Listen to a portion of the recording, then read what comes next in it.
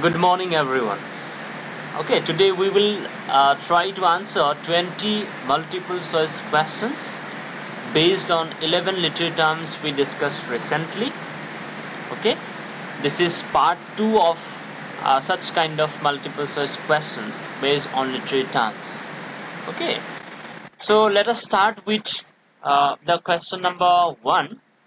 But before starting the question number 1, I would like to show you what we discussed recently.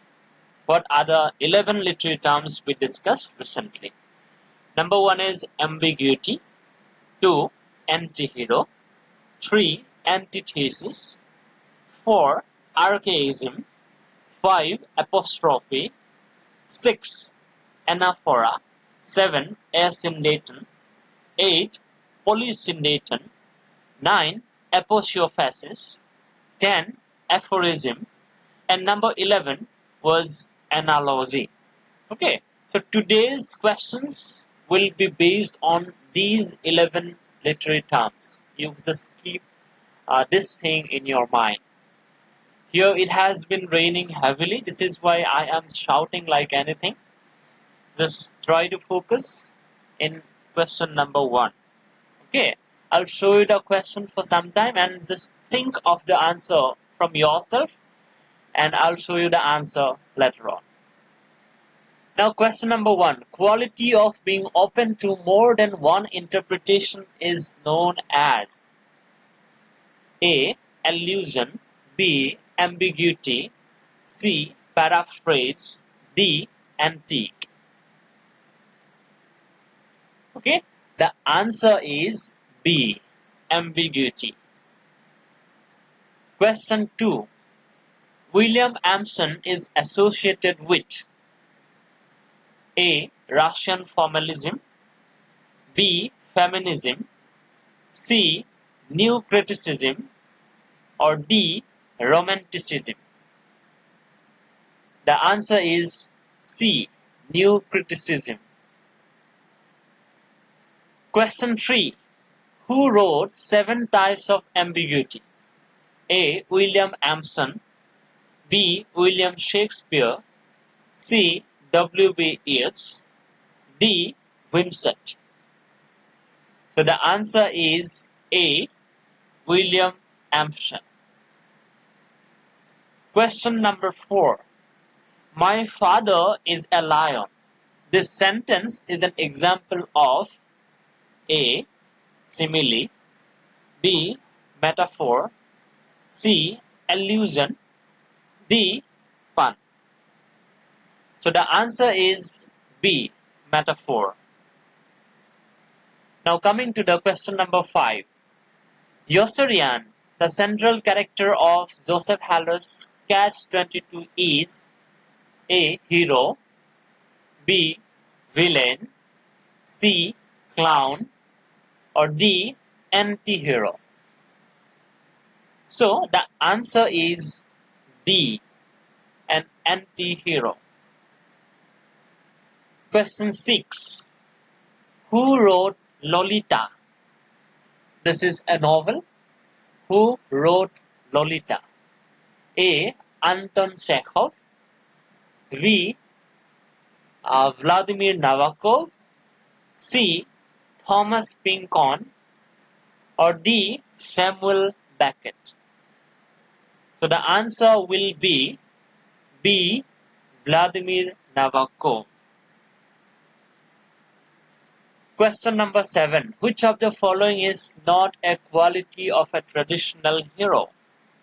A. Powerful, B. Inspirational, C. Rich, D. Complex. The answer is D. Complex. Question number 8. Man proposes, God disposes. This sentence is an example of A. Alliteration, B. Antithesis, C. Binary oppositions, or D. Freudian slip. The answer is B. Antithesis. Okay. Now coming to question number 9. Dash is a contrast or opposition in the meanings of contiguous phrases or clauses that manifest parallelism. Okay, the answer: A. Paradox, B. Metaphor, C. Antithesis, D. Anapest. Now choose the answer in your mind. I will show you later. Okay, the answer is C. Antithesis. God, okay, man proposes, God disposes. This is an example of antithesis. Question number 10. Who wrote Epistle to Dr. Arbuthnot? A. Samuel Johnson, B. Alexander Pope, C. Shakespeare, D. Goethe. So the answer is B. Alexander Pope. Try to remember. 11. The literary use of the words that have become obsolete in the common speech of an era is known as A. Archaism, B. Antithesis, C. Paradox, or D. Binary opposition. So the answer is A. Archaism. Okay. Now coming to question number 12. Which of the following is not an archaic word? A. Steed, B. D, C. Dow, or D. Horse. Which of the following is not an archaic word? Answer is D. Horse. This is not an archaic word. Question number 13. Little flower, why are you smiling? Here the speaker is addressing an inanimate object. This is an example of dash. Okay, here the question mark should not be there. It should be the full stop. Okay, this is a mistake. No problem. Just try to focus on the answer. Options are A. Anaphora, B. Rhyme, C. Apostrophe, or D. Anapest. Okay, try to focus on the question again. Little flower, why are you smiling? Why are you smiling? Here the speaker is addressing an inanimate object, the little flower.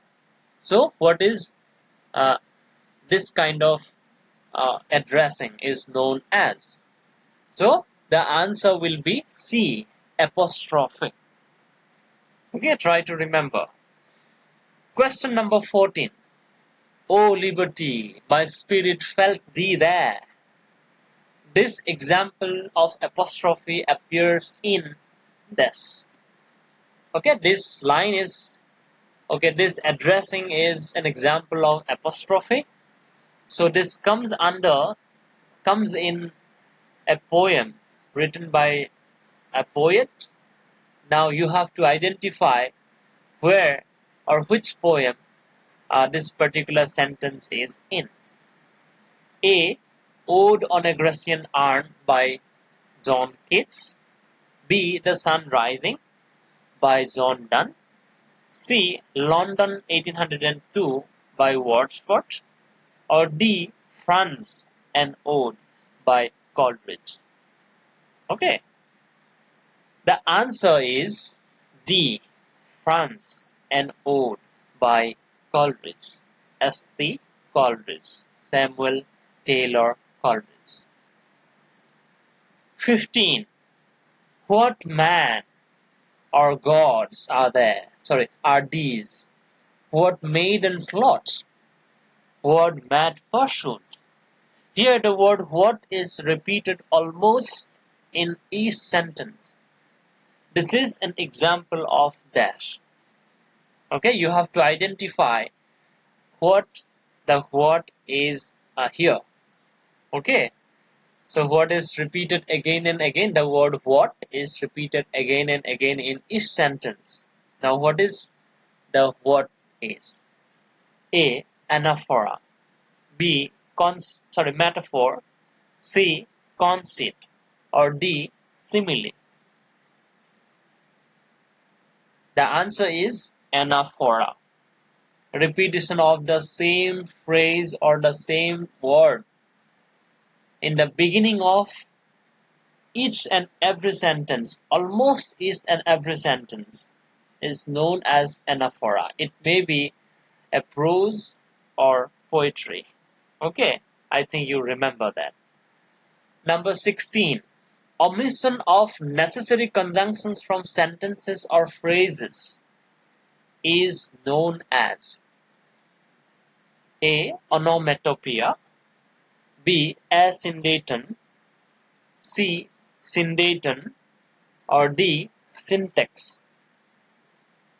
The answer is A. Syndeton, option B.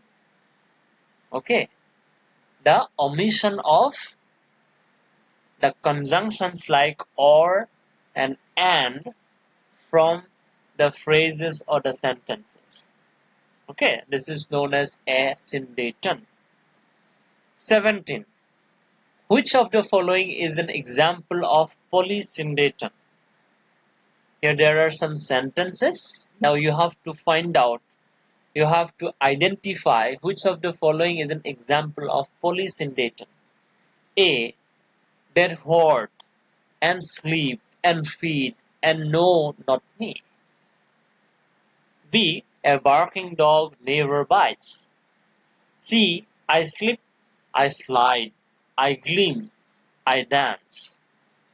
D. Measure twice, cut once.